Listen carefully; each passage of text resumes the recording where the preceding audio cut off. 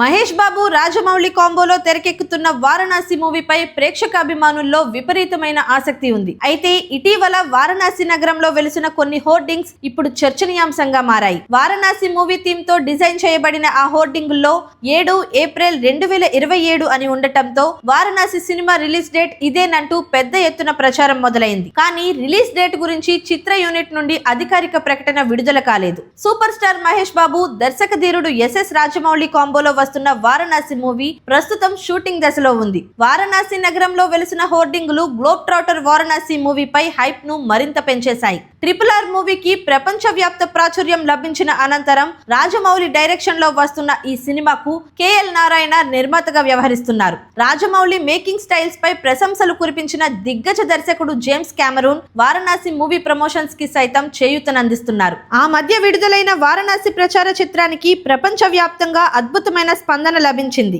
వారణాసిలో వెలిసిన హోర్డింగుల్లో ఉన్నట్లుగా వచ్చే ఏడాది ఏప్రిల్ 7న వారణాసి రిలీజ్ అవ్వాలని అభిమానులు కోరుకుంటున్నారు.